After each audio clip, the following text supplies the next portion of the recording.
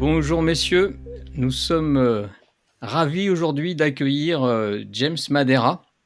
Alors, depuis que vous nous suivez, vous savez que régulièrement on vous parle de cuisson basse température sous vide, de recrutement, de rentabilité. Et là, on a la chance aujourd'hui d'avoir James qui nous fait la gentillesse de venir. Juste pour vous expliquer, on travaille pas ensemble. En fait, on n'est jamais intervenu dans les restaurants de James.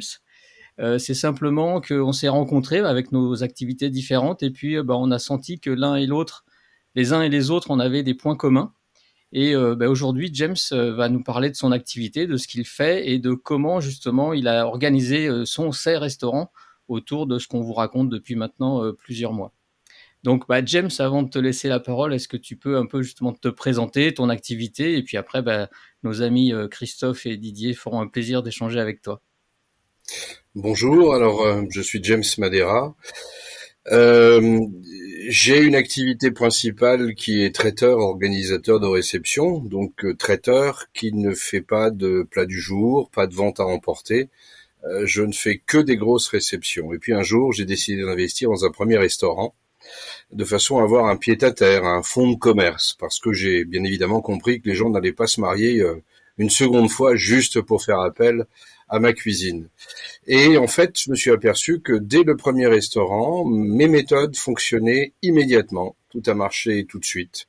J'en ai même pris un deuxième et l'activité vraiment continue. Et ce qui m'a vraiment plu, c'est votre slogan des établissements où il fait bon vivre, où il fait bon travailler, où il fait bon manger, parce que c'est exactement comme ça que j'entends la chose. D'accord. Est-ce que on parlera tout à l'heure un petit peu de comment tu vois la situation actuelle, les difficultés de recrutement, les difficultés voilà qu'on a à trouver du personnel, parce que ça c'est des sujets qui nous touchent et d'actualité. Mais comment justement, on parlait de cuisson basse température sous vide, tu organises ton activité autour de ça et comment justement ça résout un peu les problématiques que rencontrent nos restaurateurs? Alors j'ai des services en dents de scie, comme tout le monde. Actuellement, les choses sont un peu compliquées. On est capable de faire le plein dans mon restaurant j'ai un restaurant en ville et un restaurant en zone commerciale. On est capable de faire le plein un samedi midi en ville, alors qu'avant on faisait pas parce que les gens étaient dans les boutiques. On est capable de faire le plein un soir en semaine dans le restaurant de la zone commerciale, alors que avant le soir en semaine on avait plutôt une clientèle de VRP. Et donc la cuisine basse température, sous vide, eh bien, m'a apporté quelque chose que j'appelle le zéro perte. Grâce à la température contrôlée des cuissons, grâce aux appoints, à l'apertisation qu'on peut pratiquer avec des cuissons sous vide et en basse température, eh bien, je peux arriver à stériliser des viandes, des plats, des sauces. Je peux conserver plus longtemps les aliments. Et je vais vous citer un exemple très concret. Vous arrivez dans mon restaurant, il est 21 heures et vous me demandez une côte de bœuf pour deux. Ma côte de bœuf fera au minimum 1,2 kg. Elle sera conservée, maturée sous vide avec de l'huile et rien d'autre, dans une poche en chambre froide depuis au moins une semaine. Eh bien, je vais la mettre dans mon thermoplongeur pendant à peu près 15 minutes. Mon thermoplongeur sera réglé à 56 degrés. Ma côte de bœuf va monter lentement en température. Elle n'arrivera jamais à 56 degrés. Je vais la sortir du thermoplongeur au bout de 15 minutes, ce qui fait qu'elle sera peut-être à cœur à 40, 45 degrés. Là, je vais la snacker très fort. La snacker au point de la cautériser pour vraiment piéger les sucs à l'intérieur. Ensuite, j'y mets une sonde. Je regarde la température. Si elle a besoin d'un appoint, je la mets au four un petit peu. Mais généralement, en sortie de plancha, elle est prête à consommer, c'est-à-dire que elle sera à 53 degrés bleu, 54 saignante et au-delà, cuit, semelle, ce que le client me demandera.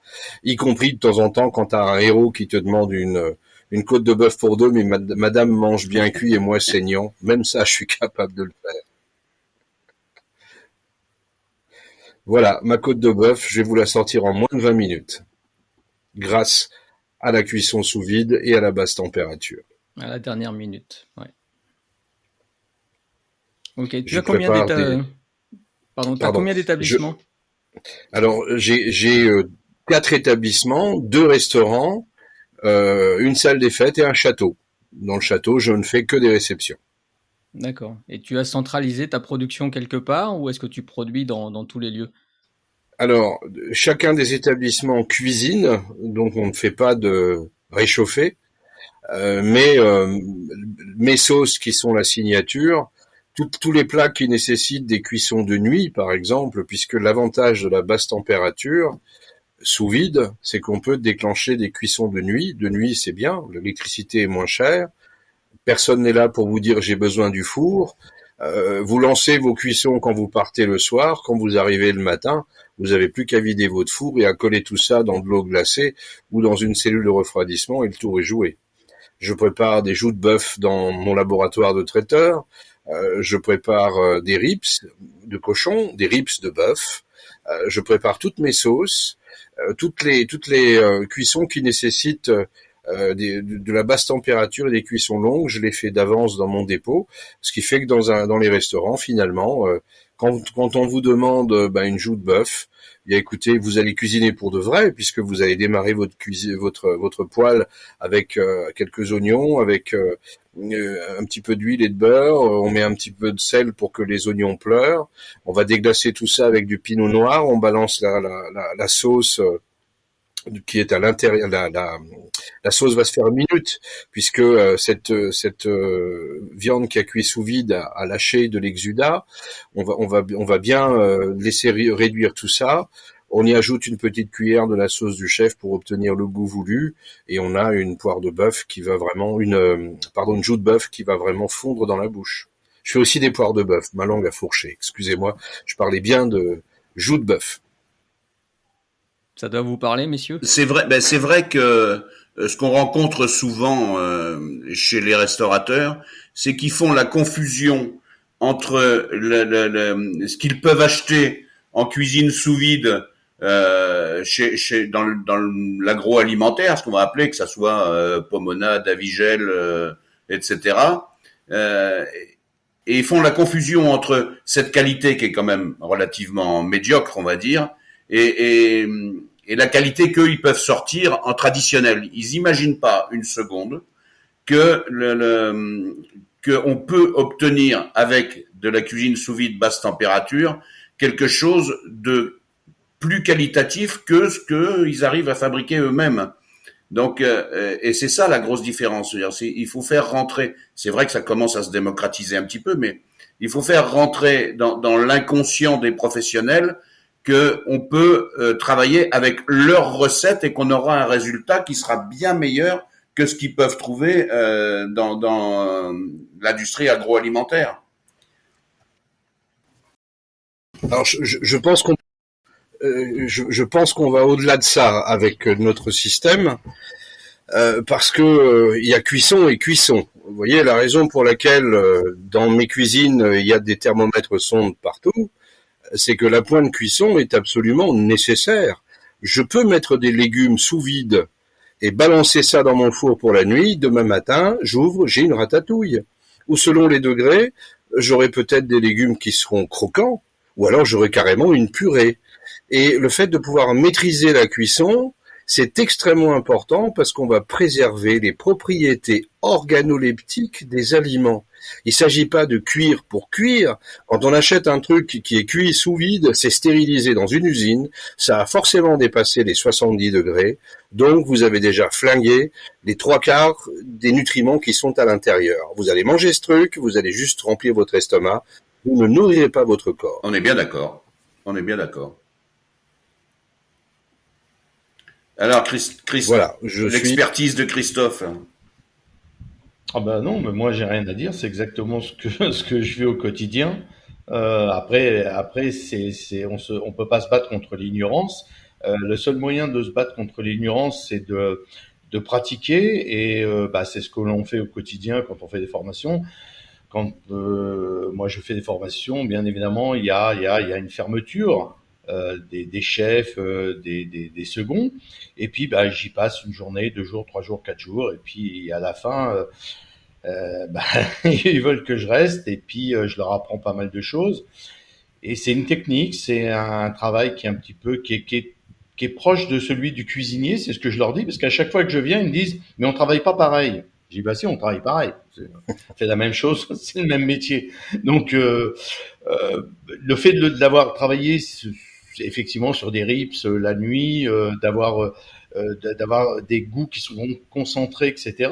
Mais le métier, c'est exactement le même. Là, justement, j'étais en train de dire à Xav, je viens de faire un couscous, parce qu'en ce moment, je suis en train d'essayer de travailler, je veux à trouver un couscous un petit peu que les autres ne font pas. Et comme ma maman est quand même née en Tunisie, je crois qu'il faut lui rendre hommage. Il faut faire un couscous digne de ce nom. Voilà. Et aujourd'hui, bah, c'est vrai que je fais un couscous où tout est sous vide et l'envoi se fait en quelques minutes avec une température effectivement qui est à cœur, parfaite. J'ai un confit qui me convient. Donc je vais avoir vraiment ce que je désire moi. Donc il y a des choses qui seront à 72 degrés, 74 degrés. J'ai quelques légumes qui seront à 85, 90, etc. Et c'est ça qui est fabuleux, c'est que je vais obtenir effectivement vraiment ce que je veux obtenir. C'est-à-dire un fondant, si je désire un fondant, un petit peu, avec certains de mes légumes vont être un peu plus croquants, etc. Donc c'est vraiment déjà, c'est un jeu, ça devient vraiment, et puis c'est vraiment pour moi c'est de la technicité. Et le sous-vide, c'est l'art de maîtriser justement la cuisine. Et puis, ça a un autre Ça, c'est avantage pour également, moi. c'est par exemple que au niveau des couleurs, quand tu cuis des légumes en sous-vide basse température, au niveau des couleurs restituées, on est presque sur la couleur d'origine, quoi. Oui, ouais, tout à fait. Bah Après, moi, je joue. C'est vrai oui, que moi, parce je joue aussi. Je mets du bicarbonate. Je m'amuse. C'est-à-dire, je joue avec la chimie. bah, ce qui détruit la couleur généralement, c'est la Oui. surcuisson. Ouais. Hmm. Ça loupe pas, hein. Vous voyez, je fais une mousseline de pois gourmand. Ça fait une jolie virgule dans mes assiettes. J'ai des assiettes noires dans mes restaurants.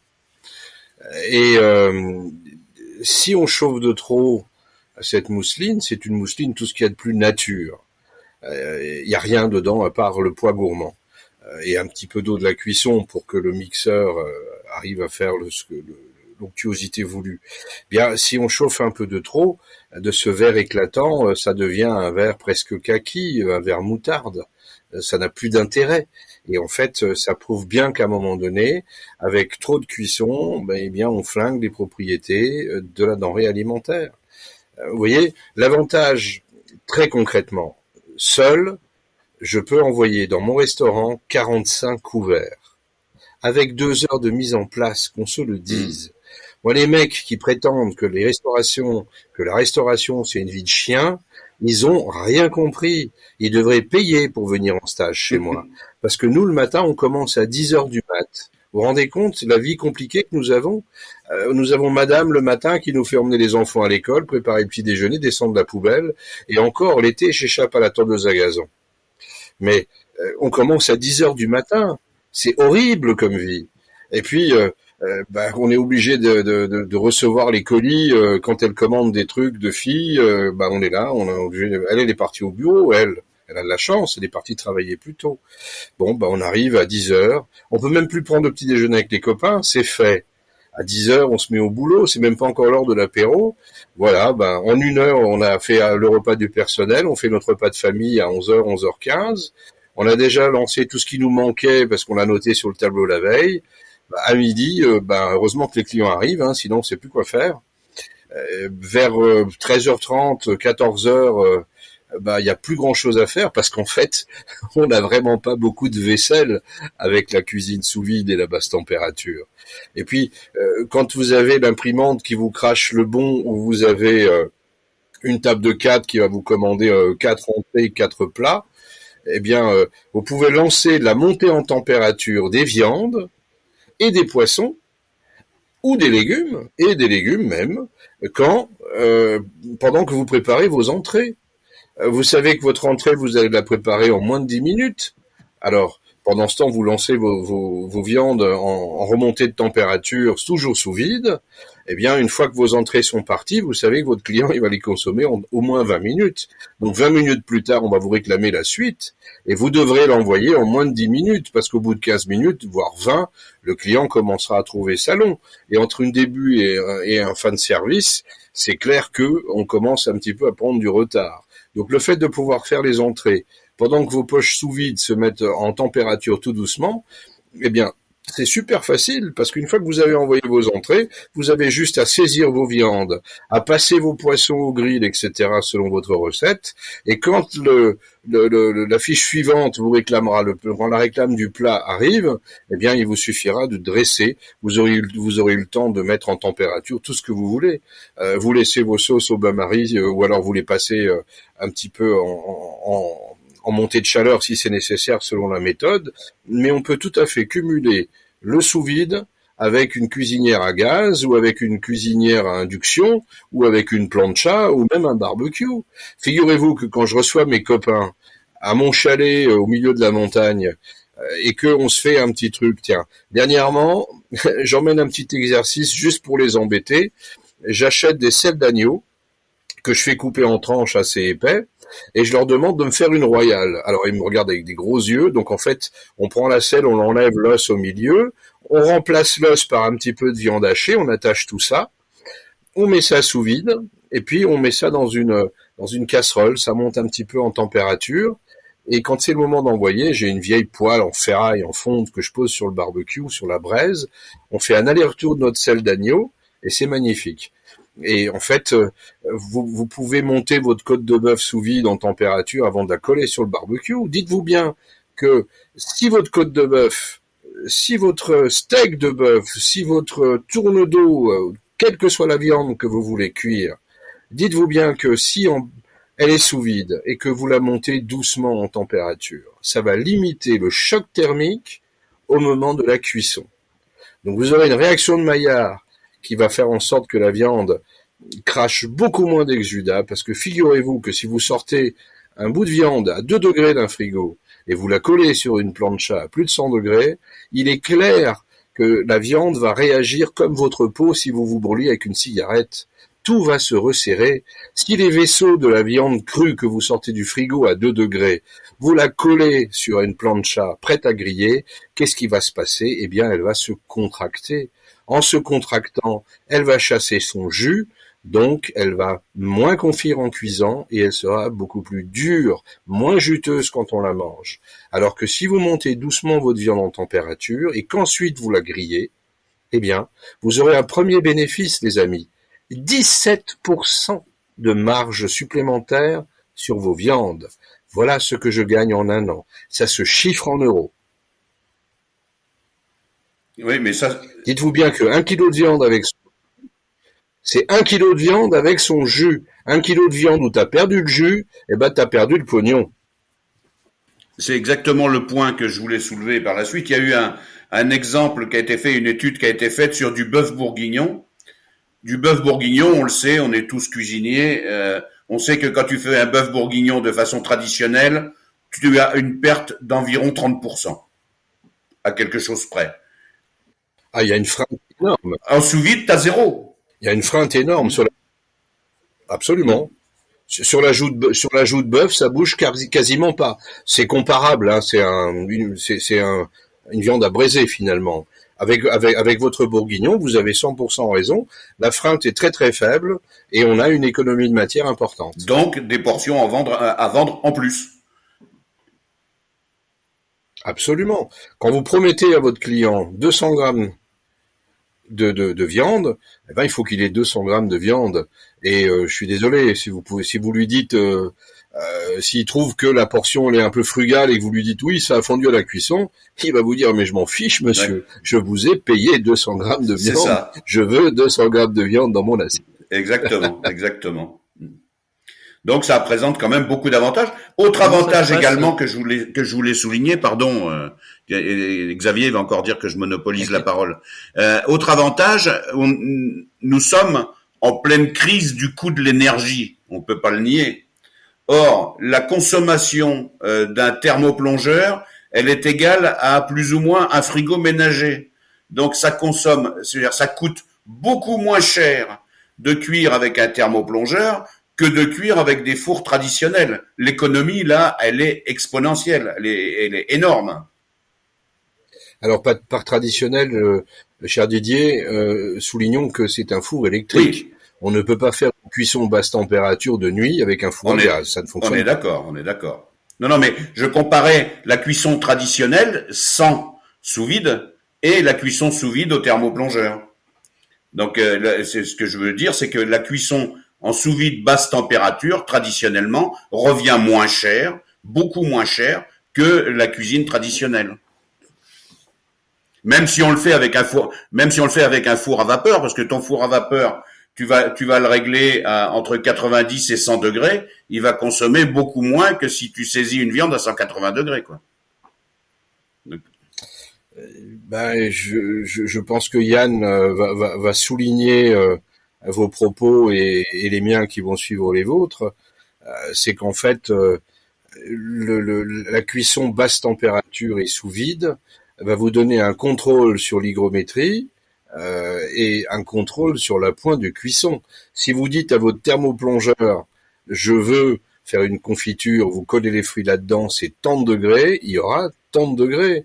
Si vous voulez des légumes croquants, si vous voulez une viande qui reste bleue, si vous voulez simplement stériliser, parce qu'on peut aussi stériliser à basse température, tout le monde est persuadé qu'il faut absolument faire bouillir. Eh ben, c'est pas vrai. Vous pouvez stériliser 100 minutes à 70 degrés ou 70 minutes à 100 degrés ouais. en stérilisant sous vide.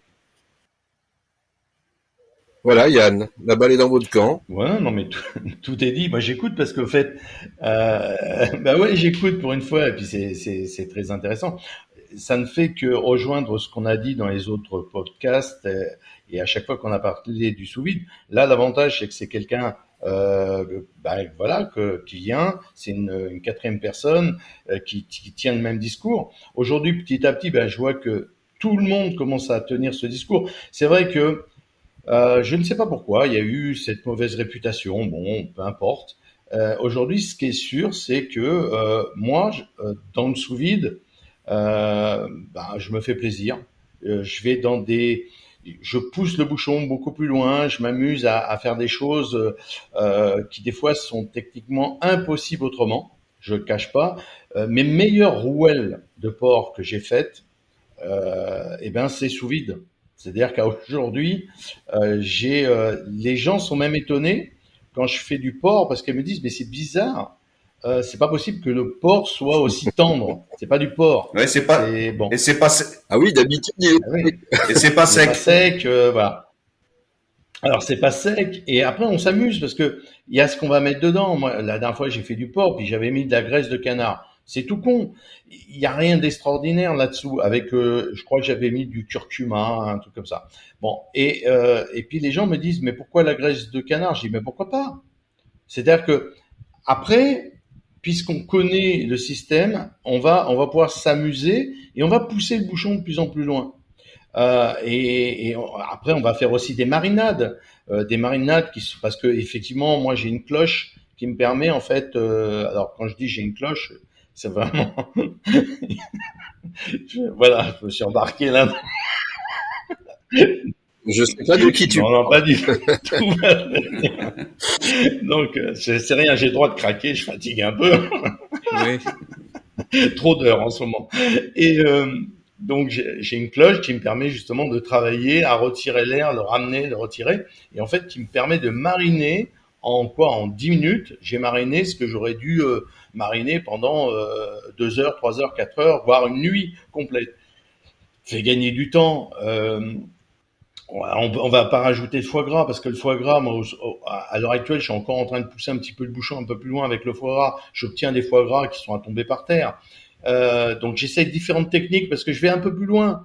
Et justement, c'est qu'on peut se permettre de le faire. Et ce qui est fabuleux, c'est que je fais tout en même temps. C'est-à-dire que je vais faire, si je fais par exemple des ballotines de foie gras, bah, je vais les mettre dans la même, alors pas forcément à la même température, mais je vais les mettre, par exemple, aller à 53 degrés. Et je vais me faire quelque chose à 53, 55 degrés. Et après, je vais monter la température. Et ce qui va même permettre d'avoir énormément de voir qu'est-ce que je perds, qu'est-ce que je perds pas, quels sont les goûts, où les goûts ont besoin d'être poussés. Des fois, à un demi-degré près, on a un goût qui apparaît qu'on n'avait pas l'habitude d'avoir. Et après, j'obtiens des choses où d'un seul coup, j'ai un goût de noisette. Alors, je cherche d'où vient cette noisette, parce que moi, j'ai pas mis d'huile de noisette. Et en fait, je finis par comprendre en allant chercher un petit peu sur Internet, en demandant à des amis cuisiniers, ben, ils m'expliquent qu'est-ce qui s'est passé. Et ça, c'est vraiment génial, en fait. Pour faire simple, c'est topissime. Voilà. Ouais, je voulais changer de sujet et revenir un petit peu sur le recrutement. Comment ça se passe le recrutement pour tes restaurants, toi, James? Alors écoute, moi je pense que j'ai de la chance. J'essaye de me l'expliquer parce qu'en fait j'ai pas de souci de personnel. Bah écoute, j'ai pas de souci de personnel, j'ai pas beaucoup de turnover, alors que nous sommes une profession euh, où voilà les gens ont besoin d'évoluer. Les cuisiniers, une fois qu'ils pensent maîtriser la carte du chef, partent ailleurs pour apprendre davantage et un jour ouvrir leur établissement. Donc, d'abord, moi, mes collaborateurs, je leur propose plus qu'un job. Il y a ceux qui veulent qu'un job. Dans ce cas, j'ai du boulot pour eux. Mais ceux qui le souhaitent, je leur propose une carrière. Parce que tout simplement, bah, j'ai plusieurs établissements, je compte en ouvrir d'autres, mais je pense que je ne manque pas de candidats quand je fais un recrutement, d'abord parce que j'ai appris à recruter. Ensuite, je suis présent sur les points de passage des gens qui cherchent du travail. Donc, quand une institution m'appelle pour participer à un forum de l'emploi, j'y vais. Quand une radio m'appelle pour parler de mon métier, bah, j'y vais. Il faut leur donner envie, il faut leur donner confiance, il faut leur donner l'exemple. Quand l'UMI me demande si je suis disponible pour être jury d'examen, j'y vais. Et les candidats repartent tous avec ma carte de visite. J'ai été apprendre à recruter, j'ai fait des stages pour apprendre à recruter, pour apprendre à m'entretenir avec les candidats, les sélectionner, pour apprendre à rédiger une annonce. Et puis ensuite, je développe une relation personnelle avec mon conseiller chez Pôle emploi, qui est une conseillère, qui me donne un coup de main quand il faut programmer mes annonces. Ensuite, j'ai pris le temps de me faire expliquer comment fonctionne l'application de Pôle emploi, parce que peu de gens le savent, mais vous pouvez aller sur votre espace employeur, rédiger votre annonce, sélectionner un certain nombre de mots-clés qui vont vous donner une liste de candidats potentiels et vous pouvez vous-même leur envoyer leur annonce instantanément au lieu d'attendre que le poisson morde à l'hameçon et que vous ayez des signes sur votre bouchon de canne à pêche. Vous pouvez faire beaucoup plus vite que ça. Ensuite, j'ai des établissements qui effectivement sont bien pourvus. Et du coup, ça me met en sécurité pour mon traiteur. Dites-vous bien qu'un mariage où j'ai 200 personnes à l'apéro et 120 personnes à table, bah, si vraiment un jour j'ai des soucis avec mes extras, mon Dieu, je ferme un de mes restaurants. Mes restaurants font 30 ou 40 couverts. Vous vous doutez bien que le chiffre d'affaires d'un mariage est très largement supérieur à un restaurant. Ou alors je diminue simplement la brigade de mes établissements et je peux aller tranquillement recevoir un ambassadeur ou un mariage ou une grosse noce.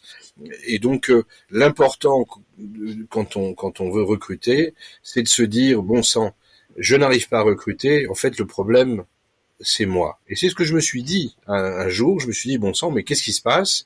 Je ne sais plus sélectionner les gens. Je bosse avec des collaborateurs à problème. Comment ça se fait que j'ai pas vu venir cet état de choses?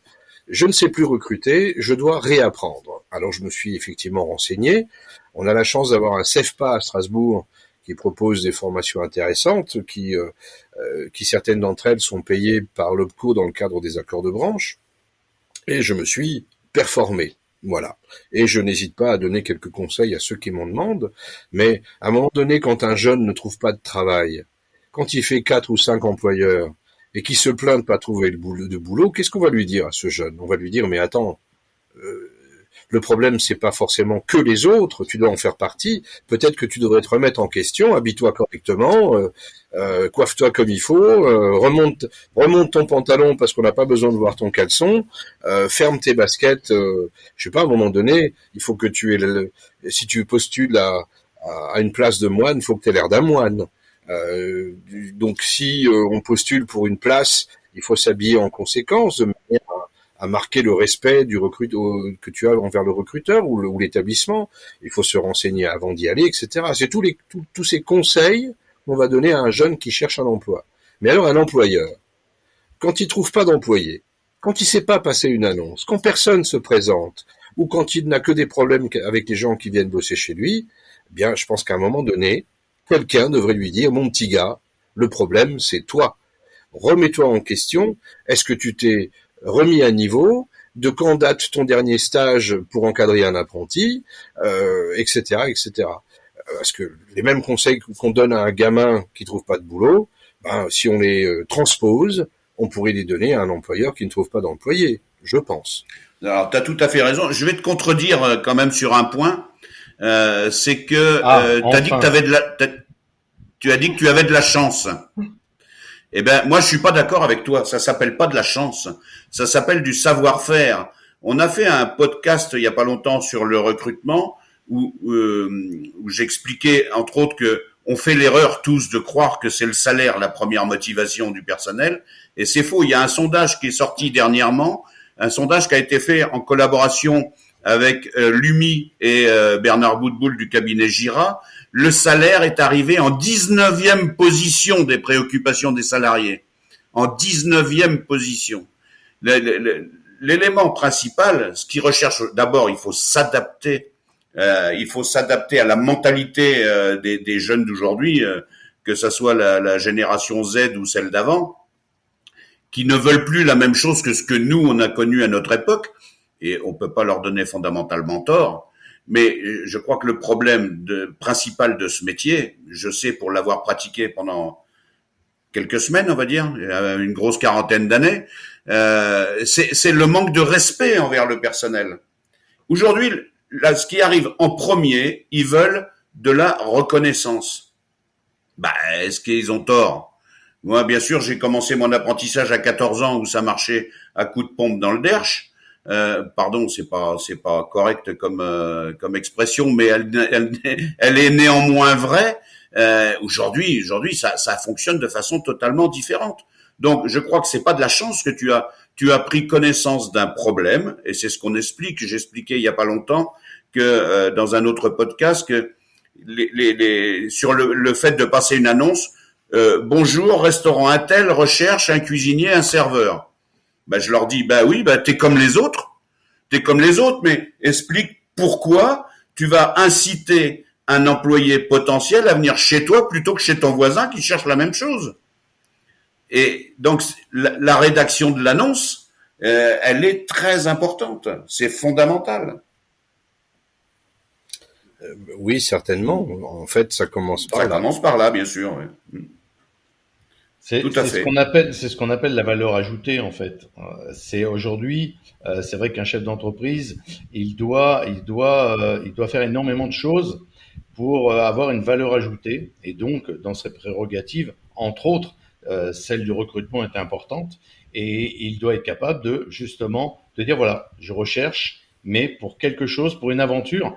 Moi, j'aime bien parler d'aventure. J'aime bien, à chaque fois, pour moi, c'est une aventure. Que ça soit de la formation ou de lancer un restaurant. Et c'est ça qui est génial. C'est est-ce que tu veux venir avec moi dans cette aventure et tu vas voir, c'est sympa parce qu'on va y apprendre des choses. Et puis, ben, sans vouloir plomber, on n'est que de passage sur cette planète, autant le faire intelligemment. Et puis l'avantage, moi, que je trouve dans la restauration, pour aller dans ce sens-là, c'est que ben, moi, je goûte tous mes plats et j'adore. Tout simplement. Je suis un gourmand, voilà, un épicurien, ou peut-être, ouais, consommateur. Ah bah si les cuisiniers goûtaient tout ce qui sort de la cuisine, il y aurait moins de surprises. Ouais, bah, ou alors ils finiraient tous comme moi. Ouais, mais on est là, hein. On est toujours là. Hein. On est toujours là. Alors, Certains avec quelques kilos en plus. vous savez, je pense pas que je fais quelque chose de, enfin, j'ai pas l'impression de faire quelque chose de spécial. C'est sûr que d'être toujours à l'affût d'un nouveau talent, c'est en forgeant qu'on devient forgeron, mais techniquement, je ne fais qu'appliquer la loi. Vous faites un contrat de travail de 35 heures qui peut déraper à 39 heures, soit. Écoutez, Didier, si je vous dis qu'en venant travailler chez moi, on fait un contrat de 35 heures, vous ne travaillez pas un samedi sur deux. La semaine où vous travaillez le samedi, vous avez 2 soirs de libre. Vous avez compris qu'on démarre à 10 heures du matin, donc vers 14h30, 15 heures, c'est fini. On redémarre à 18 heures le soir, vers 22h30, 23 heures, c'est fini. Donc, en gros, vos 35 heures, vous allez les faire en 4 jours. Alors, cher ami, je vous propose un contrat de travail où finalement, excusez-moi pour la sonnerie, où finalement vous allez travailler 4 jours par semaine. Un samedi sur 2, vous êtes libre, ça veut dire qu'une semaine sur 2, vous allez avoir samedi, dimanche, lundi, et vous allez suivre avec mardi soir libre et mercredi soir libre. Finalement, demandez-vous quand est-ce que vous bossez, parce que vous avez tellement de temps de libre que vous risquez surtout d'être obligé de vous occuper des courses à la maison. Bon, il va s'arrêter, lui, ça y est. Excusez-moi. Donc finalement, je vous propose un salaire, je vous propose un salaire bas. Je vais vous proposer 1 600 € net pour 35 heures de travail, 4 jours par semaine. Allez me trouver ça dans le civil. Parce que vous savez, là-dessus, je vais vous filer 8 repas par jour, des vrais, avec de la viande, avec du poisson, avec de la variété. Vous allez manger un repas chaud, midi et soir. Vous allez économiser près de 400 € de courses. Sans parler de l'énergie des repas que vous consommez, que vous ne prendrez pas chez vous. Stocker dans un réfrigérateur, cuire chez vous, ça coûte de l'argent. Donc finalement, votre salaire bas de 1 600 € net vient de se transformer en 2 000 € pour faire 4 jours de travail par semaine. À Paris, c'est peut-être insuffisant, mais en province, avec ça, vous vivez comme un roi, et en plus, vous avez une qualité de vie.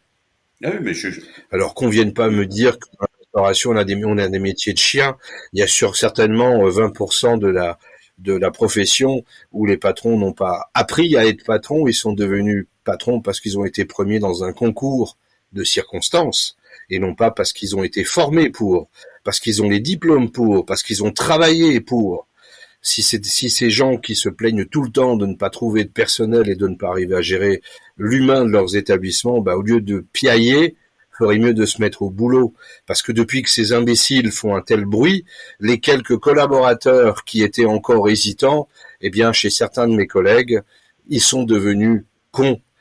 Figurez-vous que j'ai vu passer une annonce l'autre jour, un cuisinier charge du travail, je vous passe la rédaction de l'annonce, et le gars termine, j'attends vos propositions. Mais pour qui se prend-il, celui-là? Non mais attendez, j'ai vu, alors j'ai la chance d'avoir le choix pour sélectionner mes collaboratrices et mes collaborateurs, donc je sélectionne des gens intelligents. Voyez-vous, par exemple, dans un de mes restaurants, j'ai une jeune femme qui travaille 2 jours et demi par semaine parce qu'elle termine ses études d'avocate. De temps en temps, on a des échanges à table autour du repas de famille. Alors le repas de famille, c'est notre repas de personnel, c'est comme ça qu'on l'appelle. Et en fait, elle s'étonne de certaines discussions qu'elle entend par ses collègues du bahut où elle fait ses études. Certains s'imaginent qu'on peut faire serveuse pour l'été.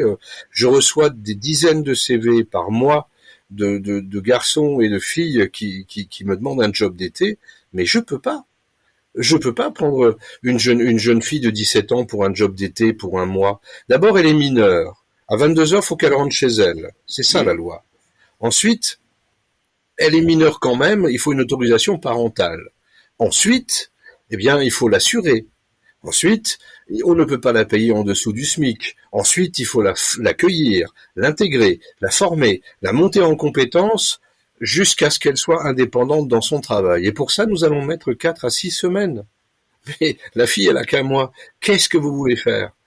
Est-ce que vous pensez sérieusement que je vais m'investir dans la formation de quelqu'un qui pense pouvoir vendre des bières et porter des assiettes. Mais attendez, on est dans un restaurant.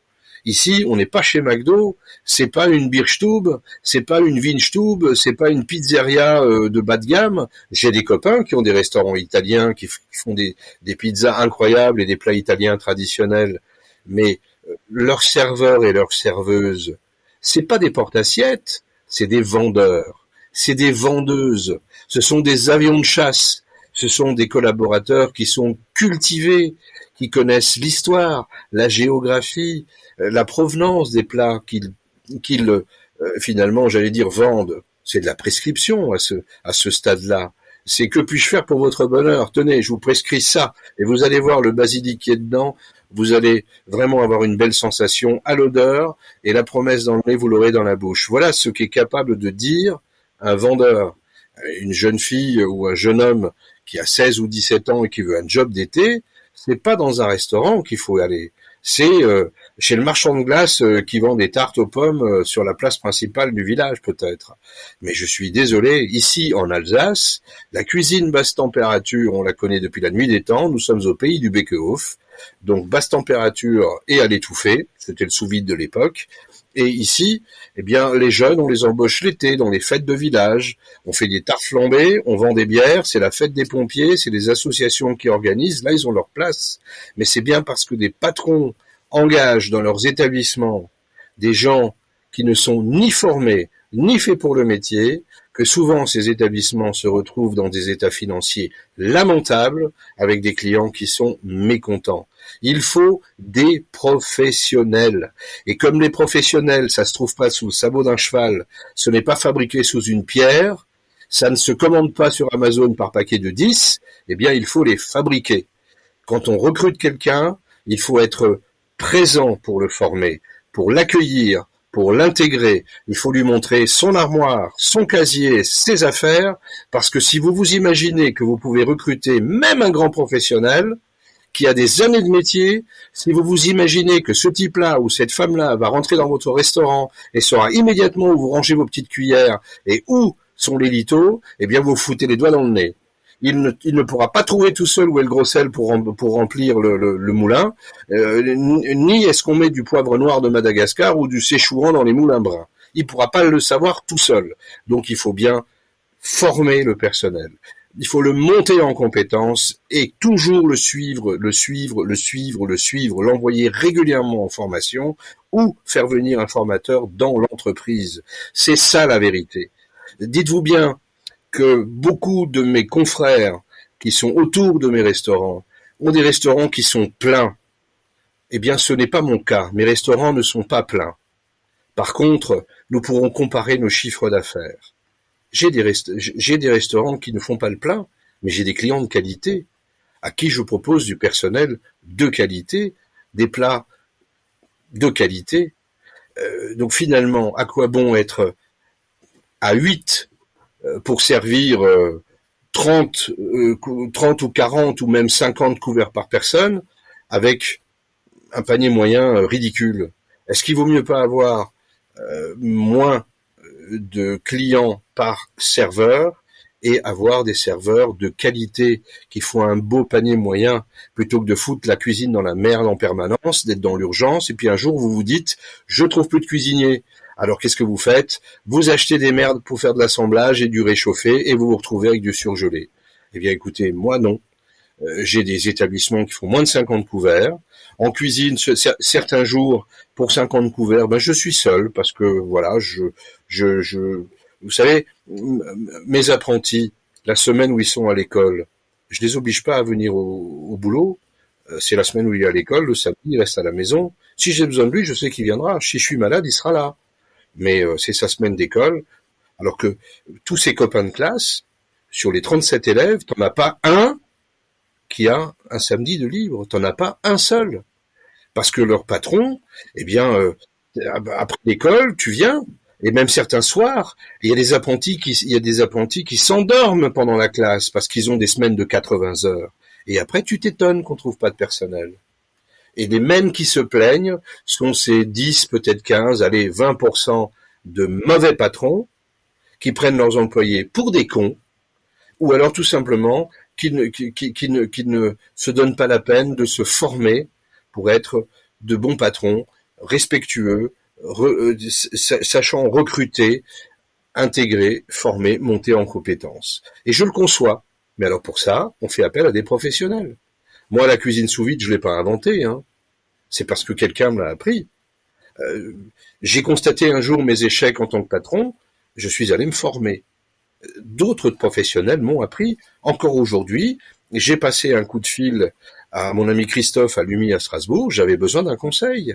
Alors que souvent, quand vous discutez avec des restaurateurs, oui, mais moi, j'ai pas le temps. Alors, écoutez, si t'as pas le temps, t'as pas le temps. On n'a rien pour rien. Eh ben, c'était un coup de gueule salutaire. Ouais, non, mais là, c'est un terrain sur lequel des fois j'ai du mal. Excusez-moi, j'ai été un peu. Non, non, non, mais moi, on ne peut que partager cet avis, hein. Quel profil tu mets au niveau de l'envoi quand tu recrutes quelqu'un? Quel genre de profil tu utilises? Vous êtes plus important que vos diplômes. Votre personnalité est plus importante que vos qualifications. Voilà la phrase clé pour moi. Parce qu'en fait, t'as beau être le plus grand cuisinier du monde ou le meilleur serveur, si t'es un gros con, je peux rien faire pour toi. Le boulot d'éducation, c'était tes parents. Moi, je suis pas ton père. Ben, ça rejoint ce qu'on disait, ça rejoint ce qu'on disait, où le savoir-être est plus important que le savoir-faire. C'est quand tu as le savoir-être, tu peux apprendre le savoir-faire. Je ne fais qu'appliquer les préceptes de nos pères. Les grands cuisiniers de ce monde, et certains sont déjà au paradis, comme on dit, disaient bien qu'un chef doit savoir faire, savoir faire, mais le plus important, c'est savoir être. Oui, bien sûr. Donc, si nous nous référons à Monsieur Escoffier et que on a un petit peu étudié sa vie, et je pense que humblement collaborateurs de profession que nous sommes, nous devrions tous à un moment donné nous se demander d'où vient notre métier, comment ça se fait qu'il est si bien organisé par rapport à d'autres, etc. Parce que nous avons quand même un métier qui est élevé à l'état d'un art. C'est bien parce que Monsieur Escoffier un jour l'a codifié, ce métier. Peu de professions peuvent se vanter d'être aussi organisées que la nôtre. Vraiment. Et quand on sait ce que Monsieur Escoffier a fait pour ses collaborateurs pendant la guerre, il les a mis au service de la patrie. Il a veillé à ce que ils ne manquent de rien et que leur famille soit à l'abri. Et une fois que tout ça s'était terminé, il leur a procuré du boulot dans les plus grandes maisons du monde.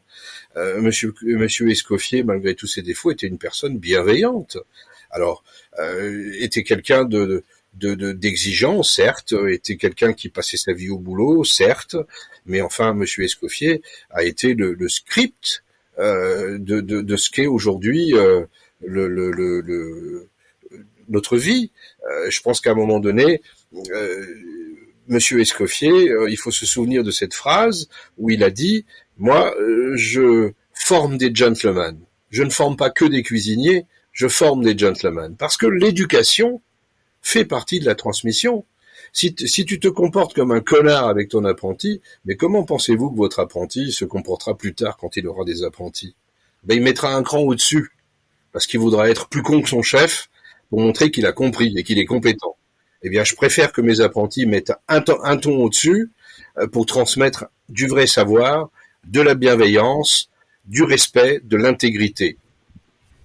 Ben voilà. Et Tout est dit. Maintenant, il va falloir faire un podcast sur la formation, parce que vous savez que notre président, notre cher président, quand même, met à mal les formations, puisqu'il va finalement les arrêter. Nous sommes bien d'accord, puisque quand quelque chose fonctionne, bah, il faut mieux l'arrêter, et comme ça, on aura effectivement des apprentis qui gagneront 100 euros par semaine.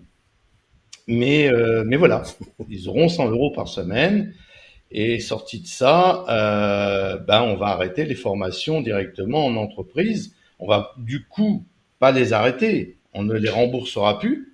Et c'est ce que je disais, donc ça peut faire partie d'un podcast, c'est est-ce que cette mutualisation que tout restaurateur, toute personne qui est dans le métier de bouche se voit maintenant dépossédée au profit de formations à la mort Mormonneux, et au détriment de la qualité des formations qu'on peut produire, j'allais dire, en étant sur place, comme on le fait aujourd'hui.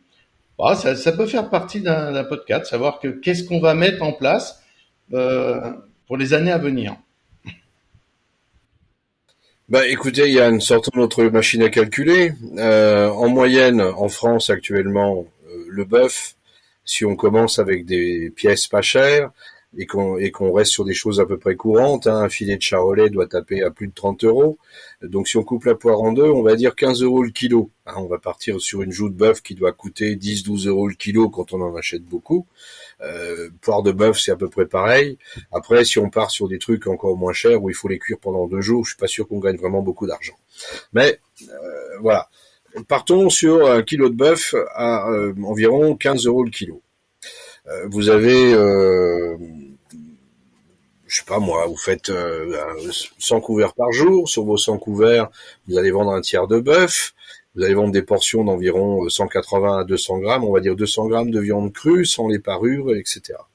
Donc finalement, si on prend notre calculette, alors je vais essayer d'attraper la mienne, on va juste faire un calcul de bas étage, et vous allez voir que cette histoire de formation, que le gouvernement ne rembourse plus, moi ça me fait ni chaud ni froid, et je vais vous expliquer pourquoi.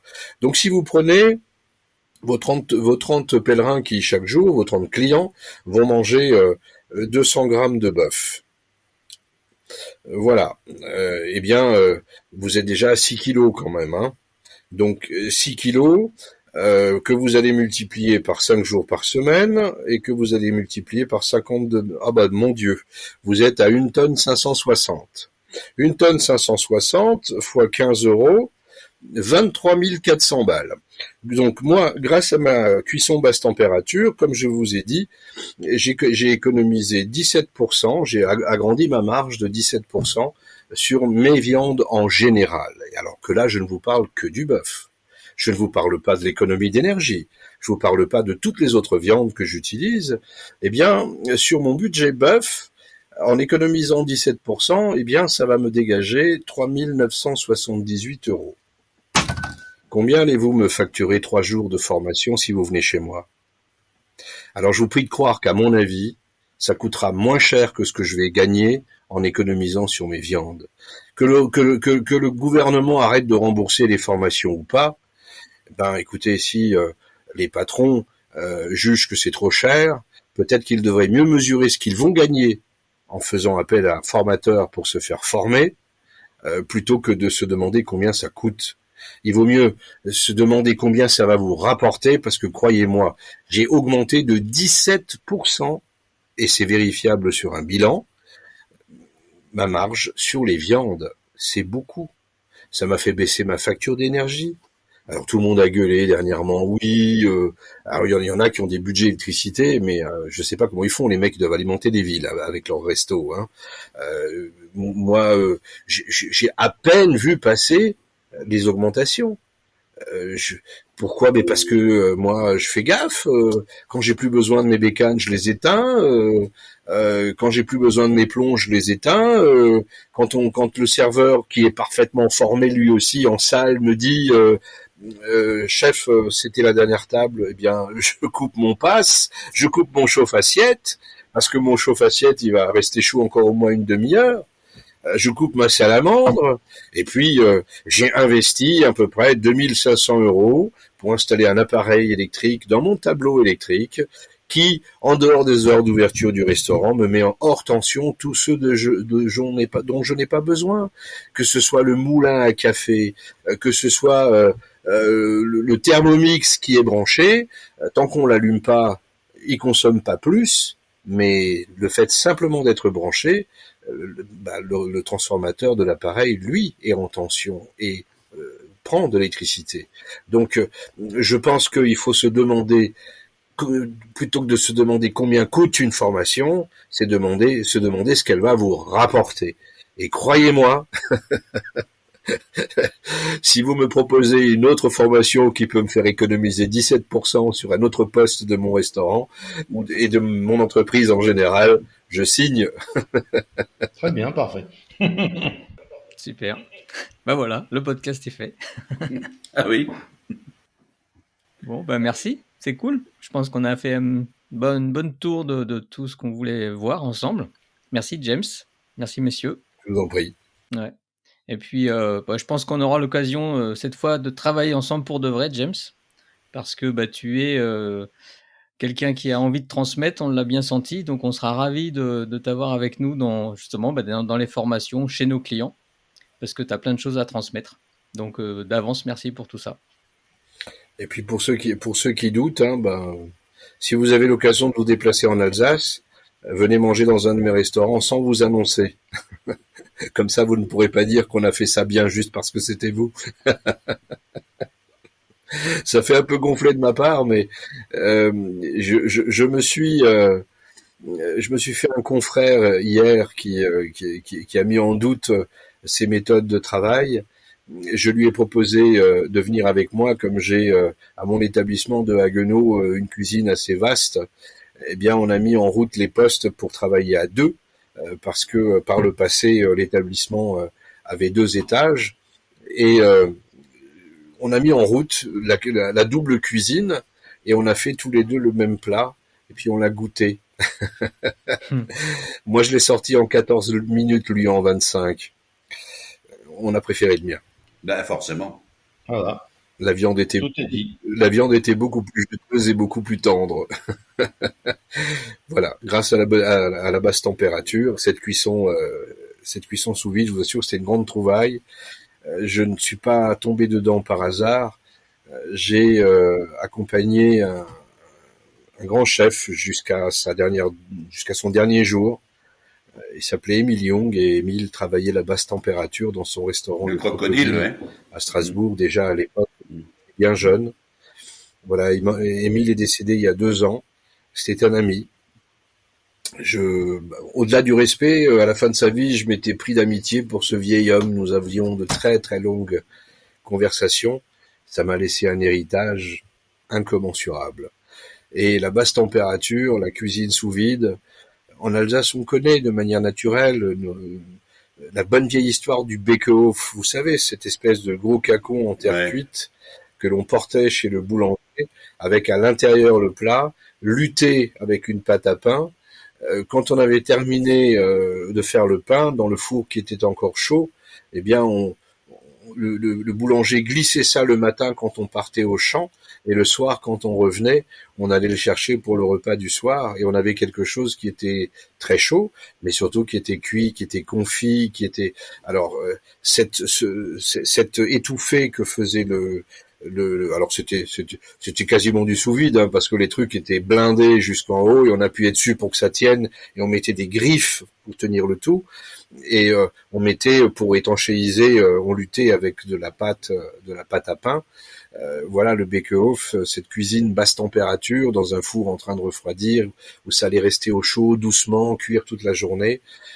Voilà, la cuisine basse température, avec nos thermoplongeurs, avec nos sondes, avec nos vapeurs, en fait, ça a juste mis la technique d'aujourd'hui au service de ces si belles recettes. Aujourd'hui, pour faire un Bekehof, pour moi, c'est extrêmement simple. Alors que si je le faisais à l'ancienne, c'est toute une armada qu'il faut mettre en route pour arriver à finir dans ce plat, et puis après pour envoyer ça dans un restaurant, mon Dieu, mais c'est presque infaisable. Ou alors il faut que vous passiez avec votre gros plat à Bekehof et que vous fassiez le tour des tables pour servir les gens, tout le monde à partir de la même gamelle. Mais quand vous avez un petit restaurant où l'un veut du bœuf, l'autre veut du veau, le troisième veut des rognons, le quatrième veut du poisson, le cinquième est végétarien, arrivent 2 touristes, oh, j'ai entendu parler de votre Bekehof, comment on fait? Ils sont 2. Eh ben, il faut savoir faire du Bekehof pour 2, tout comme on sait faire une choucroute pour 2.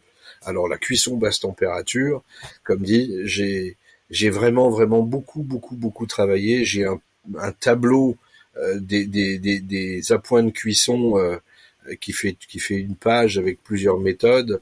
Euh, la température à cœur des aliments est extrêmement importante. Et ce tableau reprend toute mon expérience, les choses que Émile a bien voulu me dire, et puis d'autres échanges avec les copains, un stage par-ci par-là. Je crois qu'il y a bien des cuisiniers qui tueraient pour avoir mon tableau.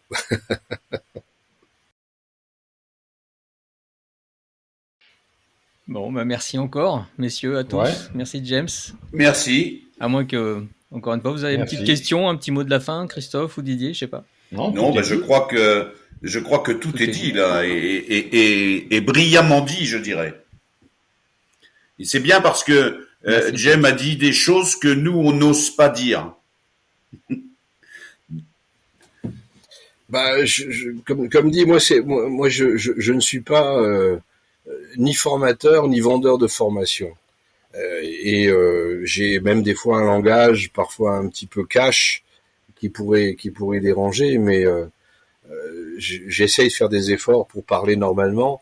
Mais vous savez, un chat c'est un chat. Euh, Moi, j'ai débuté dans le métier en faisant des choses que j'ai pas pris conscience qu'elles étaient si importantes. Et un jour, dans une formation où j'étais là pour recevoir les conseils d'un meilleur ouvrier de France, il me dit le dernier jour, vous savez, quand on assemble tous les plats avant de se mettre tous autour de la table et de manger tous ensemble ce qu'on a fait pendant 3 jours, il me dit vous stressez pas. Et je lui dis, c'est-à-dire à quel sujet? Il me dit, vous avez un mariage ce week-end, ils sont nombreux quand même. Et à l'époque, je n'avais pas encore de restaurant, et je regarde ce monsieur qui a une tête de plus que moi, un sacré gaillard, et je lui dis, attendez, comment pouvez-vous stresser, vous? Enfin, comment pouvez-vous me dire, vous, que vous stressez, vous pourriez stresser à la veille d'un mariage, vous avez 200 personnes à l'apéro, et je sais pas, je crois qu'ils étaient 100 ou 110 à table. Il me dit, oui, quand même, tout ce monde-là, à manger en même temps. Et moi, je regarde avec des yeux comme ça, et je lui dis, mais attendez, pour moi, vous êtes un magicien. Comment vous arrivez à faire en sorte que 50 personnes rentrent dans votre restaurant à midi? Ils arrivent pas à la même heure, pas ensemble. Ils arrivent par 2, par 5, par 3. Ils veulent manger vite, et ils n'arrivent pas ensemble, et ils veulent tous manger des trucs différents. Et vous arrivez à faire manger tout ce monde-là pour qu'ils repartent travailler à 2 heures. Ah, il me dit non, chez nous, les gens prennent le temps de manger, c'est une expérience, etc. Et ça va pas aussi vite, mais c'est vrai que y en a quand même qu'il faut arriver à faire manger dans un délai raisonnable. Et pour moi, c'était un restaurant, ça relevait de la magie. Et en fait, tout ce que j'avais pu apprendre, tous les échanges que j'avais eus pendant des années pour améliorer mon travail au traiteur. Alors, de traiteur, finalement, je n'ai que le nom. Je cuisine pour de vrai. Quand on débarque dans une salle des fêtes, la viande, elle est crue, on la cuit sur place. Et à force d'eux, et puis un jour, j'ai pris mon premier restaurant, mais qu'est-ce que j'avais peur? J'ai été chez 2-3 copains pour vivre avec eux des services. Et parallèlement, d'autres copains me demandaient des coups de main et des conseils quand ils avaient des groupes. Alors évidemment, quand on était en mode groupe, ça c'est mon terrain, ça volait dans la cuisine. Il y a même des moments où je m'excusais de prendre un peu la main, et les choses se faisaient, les clients étaient contents, etc. Mais quand je suis allé essayer de travailler à leur manière, ça a été pour moi très très très difficile. Je comprenais pas toujours. Et c'est grâce à tout l'acquis que j'ai eu en tant que cuisinier de mariage, tous ces préparatifs où finalement tu prévois tout ce qui est prévisible, comme ça tu as le temps de t'occuper de l'imprévu. Eh bien, dans les restaurants, quand j'ai lancé ma première carte, eh bien, depuis le début, cette carte est restée la même. Elle a marché tout de suite. Elle n'a pas bougé d'une virgule. Alors évidemment, on a le plat de la semaine qui est lié au marché, on a le plat du mois qui est lié à la saison, et puis de temps en temps, il y a des copains ou des vendeurs qui m'appellent parce qu'ils ont un lot de machin à vendre, on se met à 2, 3, et on a des suggestions, donc les habitués vont y trouver leur compte. On a une ardoise en plus de cette carte signature.